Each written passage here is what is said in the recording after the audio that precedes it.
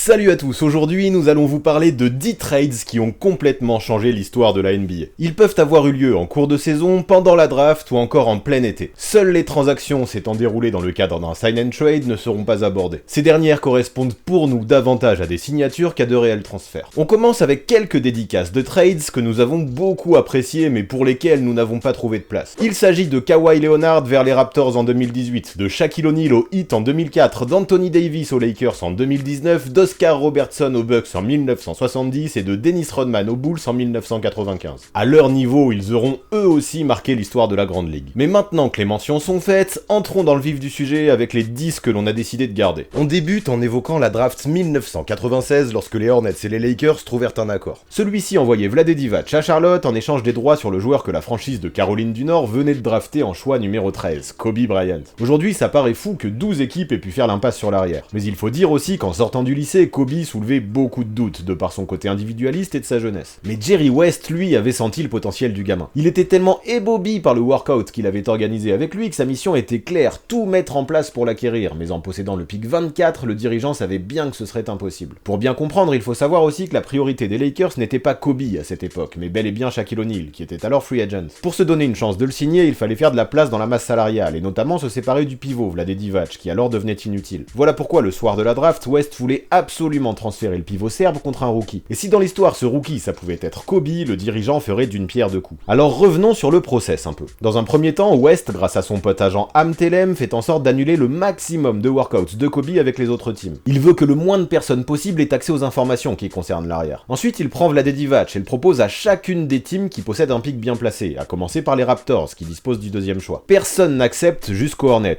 choix 13. Un accord est passé et selon la volonté des Lakers, ils draftent Kobe. Ce dernier est ensuite directement échangé contre Divac. De ce que dit West, seuls les Nets, qui avaient besoin d'un arrière, auraient pu prendre le lycéen plus tôt avec leur choix 8. Mais ouf, ils ont préféré Kerry Kittles et le plan pu se dérouler comme prévu. Vraiment, tout était calculé, planifié et ce fut très bien joué. Kobe puis Shaq débarquèrent aux Lakers. Apparemment, après tout ce stress et cette pression, West a même passé quelques jours à l'hôpital pour cause d'épuisement pendant l'off-season. Ainsi, alors que les Lakers peinaient à relever la tête suite à l'ère Showtime, ce move allait changer l'histoire. Sachez d'ailleurs qu'il s'en est fallu de peu pour que tout tombe à l'eau. Quand Divac a appris qu'il serait envoyé aux Hornets, il a menacé de prendre sa retraite. Les dirigeants de Charlotte étaient alors prêts à tout annuler, mais ouf, le Serbe prit le maillot de la franchise de Caroline du Nord et le Mamba s'envola vers LA. Résultat, Kobe est devenu l'un des joueurs les plus iconiques de l'histoire des Lakers, mais aussi de notre sport. Avec 5 titres remportés sous le maillot or et pourpre, un trophée de MVP et sa fameuse Mamba Mentality, son destin aurait pu être bien différent sous le maillot des Hornets. Parlons maintenant de l'un des meilleurs potes du Mamba, Pau Gasol. Rappel du contexte, depuis le départ de Shaquille O'Neal vers Miami en 2004, les Lakers peinent à retrouver le haut niveau. Il faut dire qu'après 4 finales disputées en 5 ans autour du duo Kobe-Shaq, il était difficile de faire mieux. Et quand les deux hommes se sont disputés, c'est le Mamba qui fut privilégié. Sauf que le souci, c'est que lui, qui voulait prouver qu'il pouvait gagner sans Shaq, se trouvait trop esselé. Après une année sans play-off et 2 défaites au premier tour, il met alors la pression à ses dirigeants. Il a besoin de monde pour l'épauler, surtout quand Drew Bynum vient de se blesser. Quand il voit que cela ne vient pas, Kobe demande même son transfert malgré sa no-trade clause. Sa préférence va vers Chicago. C'est ainsi que, acculé début 2008, les Lakers se bougent et effectuent un trade pour satisfaire leur star. Ils font affaire avec Memphis et reçoivent Pau Gasol en échange de vétérans et d'assets. Petit fun fact, parmi ces assets, il y avait les droits sur le petit frère du principal intéressé, Mark Gasol. Les autres pièces envoyées à Memphis étaient Kwame Brown, Javaris Crittenton, Aaron Mackey et 2 futurs premiers tours de draft. Ça fait tout de même un sacré pack pour Pau Gasol, qui lui était quand même accompagné dans second round. Et attardons-nous sur Pau Gasol un peu, qui dans l'histoire fut le premier à mettre la franchise de Memphis sur la carte. Après 2 participations aux playoffs, l'avenir était radieux dans le Tennessee, jusqu'à ce que l'Espagnol se fracture la main lors de l'été 2006 avec la sélection ibérique. La saison suivante, l'équipe coule et la franchise décide de prendre un nouveau cap et de reconstruire autrement. Il faut dire que les Memphis Tigers, l'équipe universitaire de Derrick Rose, suscitaient alors plus de hype que les Grizzlies, c'était problématique. C'est bien de cette situation que les Lakers ont profité pour satisfaire Kobe. Notons quand même que ce trade a bien fait polémique. Beaucoup en NBA, Greg Popovich le premier, ne comprenaient pas comment les Grizzlies pouvaient renforcer les Lakers en récupérant si peu en contrepartie. Il devrait y avoir un comité qui aurait la possibilité d'annuler tous les transferts qui n'ont aucun sens. J'aurais aimé être dans ce comité qui supervise les trades. J'aimerais m'élire moi-même dans ce comité pour mettre mon veto à ce trade. La progression qu'a montré Mark Gasol par la suite aura finalement peut-être permis à Pop de mettre de l'eau dans son vin. Du côté des Lakers, Pau immédiatement eut un impact incroyable. En se rapprochant de Kobe dans un but commun, la victoire, il dispute 3 finales en 2008, en 2009 et en 2010 et obtient 2 titres. Ce deal a donc non seulement marqué la NBA, mais en plus, avec du recul, il a semblé équitable malgré toutes les critiques reçues lors de son officialisation. Puis tant qu'à parler des Lakers aussi, évoquons Karim Abdul-Jabbar. Alors que dans les années 70, le pivot est à juste titre considéré comme l'un des meilleurs joueurs de la ligue, celui-ci ne supporte plus la ville de Milwaukee. Là-bas, en étant champion en 1971, finaliste en 1973 et MVP en 1971, 1972 et 1974, Cage a juste tout gagné. Mais à la retraite d'Oscar Robertson en 1974, il commence à tourner en rond, s'ennuie et demande à ses dirigeants d'être transféré. Il explique que ses besoins culturels ne sont pas remplis dans le Wisconsin. Son mode de vie ne convient pas avec celui de Milwaukee. De plus, il souhaite se rapprocher soit de sa famille à New York, soit de ses amis à Los Angeles. Ça fait mal pour la franchise, et bien sûr, du côté des Bucks, on tente tout pour le faire changer d'avis. Le coach et le GM sont prêts à démissionner pour qu'il reste, mais rien à faire, le pivot veut déménager. Jabbar ne fait pas de crise, est patient et ne veut pas non plus pénaliser l'équipe qu'il a draftée. C'est la raison principale pour laquelle, dans un premier temps, il reste discret. Quand j'ai décidé de quitter Milwaukee, j'ai fait en sorte de les en informer avant même le début de la saison, puis je n'ai plus rien dit à personne.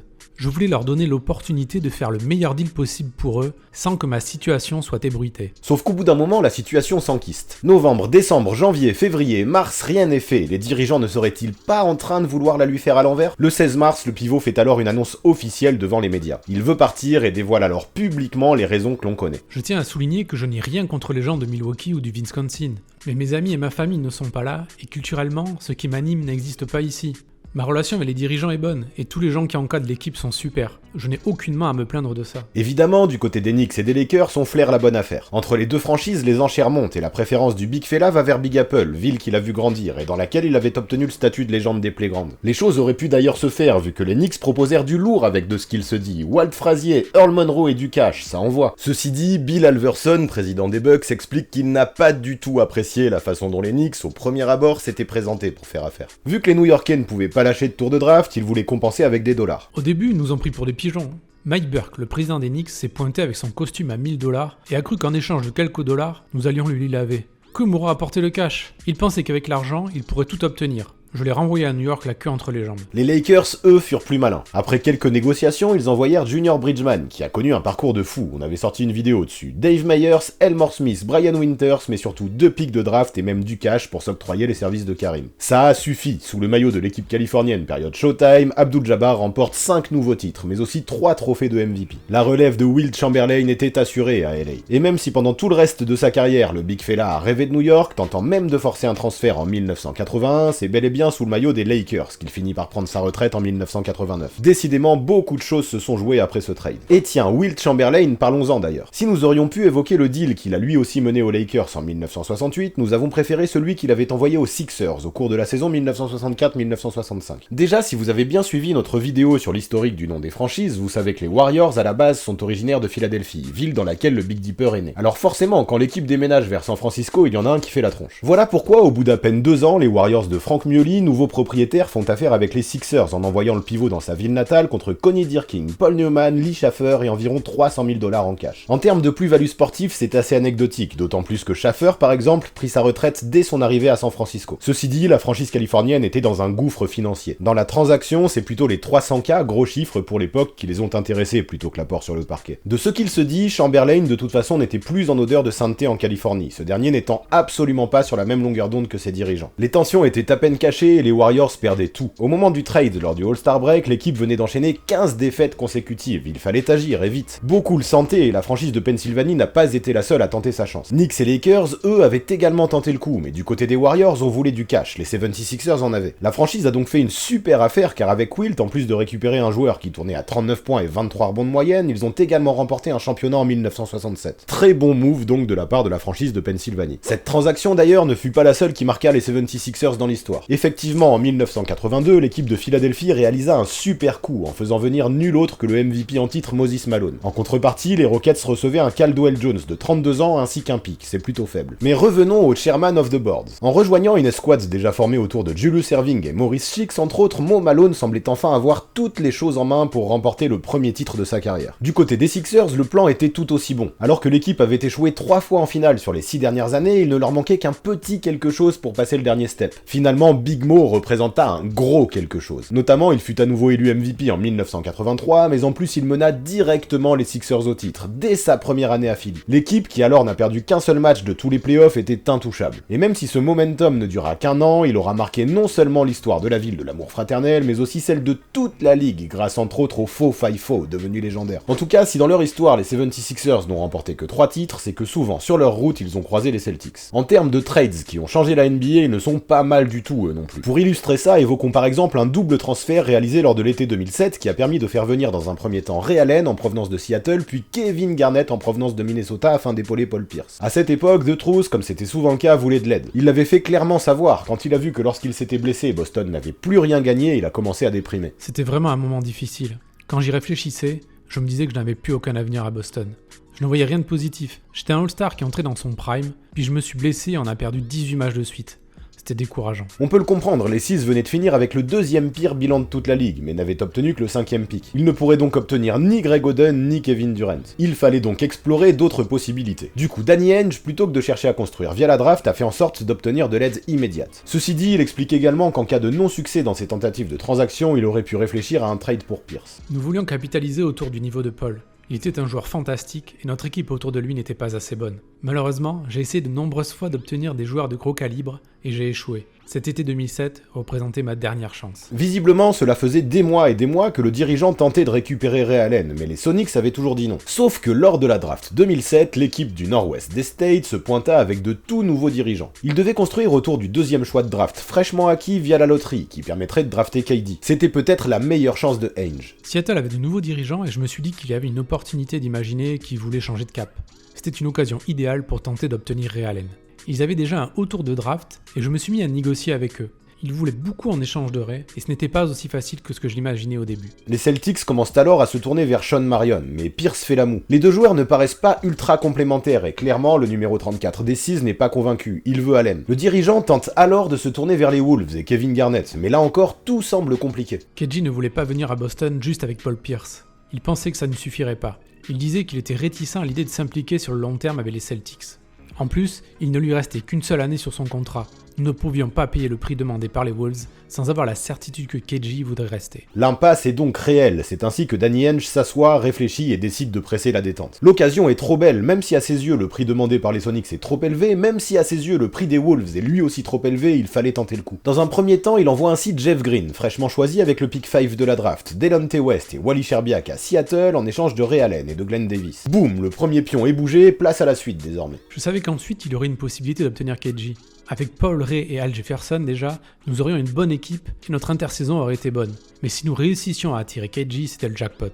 Al était le plus jeune, mais KG était bien meilleur. À ce moment, Ainge commence à pousser pour Garnett, mais il peine toujours à le motiver. En parallèle, convaincre les Wolves n'était pas un souci. Au vu des relations que le dirigeant des Six avait avec Kevin McHale, qu'il a longuement côtoyé à Boston en tant que joueur, seule la volonté de KG compterait, mais ce n'était pas si simple. Alors Pierce et Allen s'y mettent aussi, ils l'appellent, ils insistent. Si le Big Ticket donne l'assurance qu'il prolongera à Boston, Ainge pressera à nouveau sur la détente. Sauf que KG, lui, s'imagine aux Lakers, s'il veut rejoindre Kobe. Mais vous vous en doutez, Ray et Polo ont su trouver les bons mots. Plus le temps passait et plus Garnett était intrigué à l'idée de jouer dans une conférence Est a priori moins compétitive. Collectivement, il pourrait dominer, surtout avec des coéquipiers aussi talentueux que Pierce et Allen. Quand les deux lui promirent une place directement en finale NBA, ce dernier finit par se laisser séduire. Puis de toute façon, les Lakers n'avaient pas vraiment répondu aux appels du pied du Big Ticket, tant pis pour eux. C'est ainsi que Garnett signe une extension de 3 ans avec les Wolves, en connaissance de cause, afin d'être envoyé à Boston contre Ryan Gomez, Gerald Green, Al Jefferson, Theo Ratliff, Sébastien Telfair et 2 premiers tours de draft. Cet été-là, en réunissant un tel trio, Danny Ainge a fait une masterclass.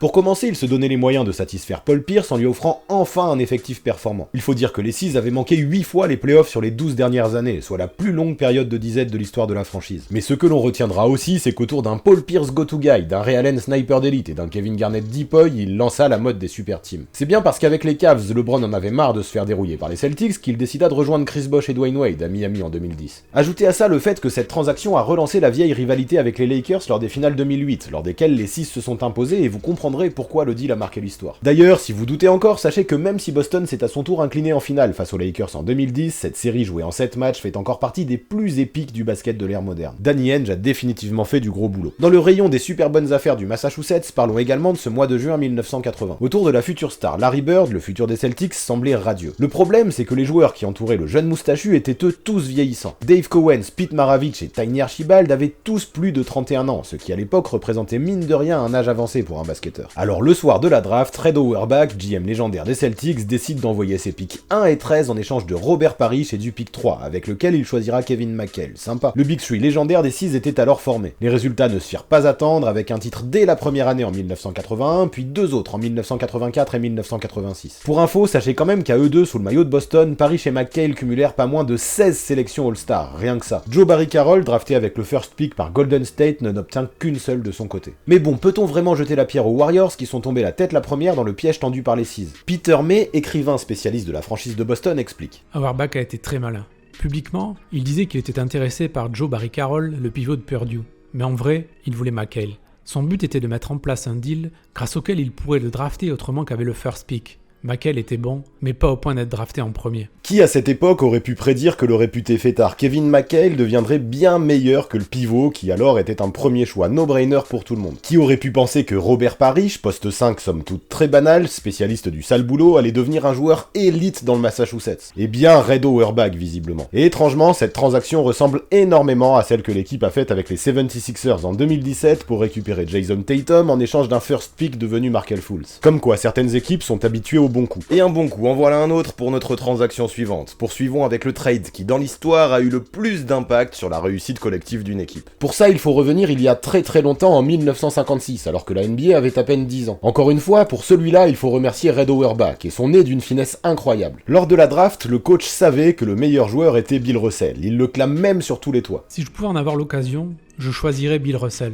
Il est sans aucun doute le premier choix de cette draft. Sauf que comment le récupérer? Les Celtics disposaient du 13e choix et aucune chance que le pivot soit encore disponible à ce moment. Voilà pourquoi Red décide de transférer Ed McCauley et Cliff Hagan pour le pick numéro 2, détenu par les St. Louis Hawks. Vu qu'Auerbach était l'ancien entraîneur de la franchise, les négociations furent amplement facilitées. Sauf que là encore, rien n'est gagné. Les Rochester Royals, qui détiennent le first pick, peuvent très bien drafter Bill Russell. Il y a encore des chances que le pivot leur passe sous le nez. C'est là que, influencé par le coach légendaire, le proprio des Celtics, Walter Brown, fait parler son influence et son audace. Il va voir le proprio des Royals et lui fait une proposition. S'il ne sélectionne pas Bill Russell avec son first pick, il fera en sorte que les Ice Capades, une compagnie de danse sur glace que Brown possédait aussi, viennent faire plusieurs shows gratuits à Rochester, dans la salle des Royals. Deal, tout le monde accepte. Rochester est une petite ville qui a besoin d'animation, et les Ice Capades, niveau spectacle, ont une sacrée réputation. Si seulement les Royals avaient su ce qu'allait donner Bill Russell plus tard. Résultat, lors de cette draft 1956, l'équipe de Rochester à la draft sélectionne Hugo Green et récupère les fameuses Ice Capades, tandis que les Seas jettent leur dévolu sur Bill Russell. Ce dernier permet à la franchise du Massachusetts de remporter 11 titres en 13 ans et est encore à ce jour le joueur le plus bagué all-time. Notons pour être complet que les St. Louis Hawks, en récupérant McCauley et Hagan pour entourer Bob Petit en échange de leur pick 2, ont pu remporter en 1958 le seul et unique titre depuis la création de la franchise. Entre ça et l'histoire des Celtics, pas mal comme transfert qui a changé l'histoire, non? Pour l'avant-dernier trade, parlons de Scottie Pippen, un joueur que vous connaissez tous. Mais saviez-vous que celui qui a accompagné Michael Jordan lors de ses 6 bagues à Chicago avait d'abord été drafté par les Sonics?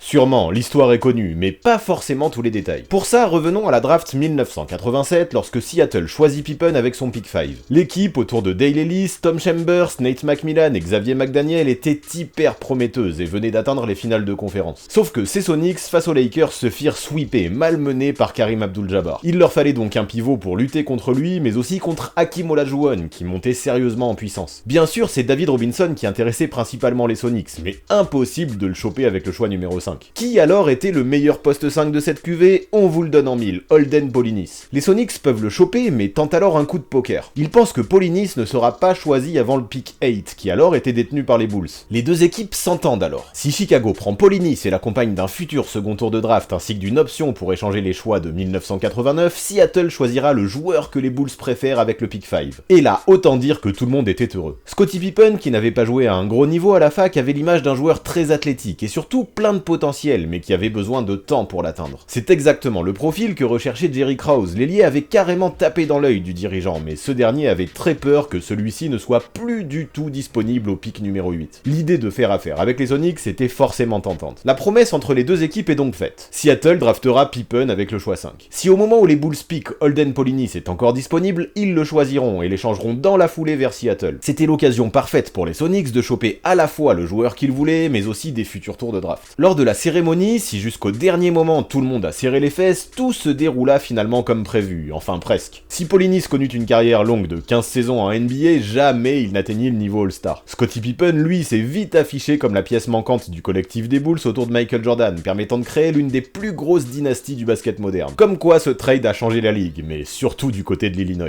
Enchaînons pour terminer avec l'allemand Dirk Nowitzki, qui a bien failli atterrir à Milwaukee le soir de la draft 1998. Si aujourd'hui les stretch forts de 2m15 sont à la mode, ce n'était pas forcément le cas il fut un temps. À la fin des années 90, ce genre de profil intriguait sérieusement d'ailleurs, mais peu étaient encore capables de leur faire confiance. C'est ainsi que lorsqu'il est arrivé à la draft, Nowitzki a suscité des tonnes d'interrogations. D'un côté, on le comparait à Larry Bird, mais d'un autre, personne ne savait qui était ce grand dadé en provenance de D2 allemande. Heureusement à Dallas, le coach GM Don Nelson semblait vouloir se tourner vers le futur, mais aussi vers les joueurs étrangers. Voilà pourquoi il n'avait pas hésité à dire à ses dirigeants qu'il pensait que ce serait bon de courtiser Dirk, mais aussi Steve Nash, le Canadien, qui alors était le meneur remplaçant des Suns. Aussitôt demandé, aussitôt fait. Le soir de la draft, Dallas, dans un deal en 2 temps à 3 équipes, les Mavs, les Suns et les Bucks, décide d'échanger Robert Traylor, tout juste récupéré avec le pick 6 contre Nowitzki, choisi en 9, mais aussi Steve Nash. Belle affaire, non? Et le pire, c'est que sur le moment, beaucoup pensaient que c'était les Bucks qui avaient fait le plus gros coup en récupérant Robert Traylor, si gracieusement surnommé le tracteur. Il est vrai qu'avec son poids de rhinocéros, il martyrisait tous ses défenseurs à la fac de Michigan, et personne ne pouvait se mettre sur son chemin. Écoutez plutôt à quel point Gary D'Amato du Milwaukee Journal Sentinel était enthousiaste à son propos. Les Bucks ont fait un choix sage et pertinent.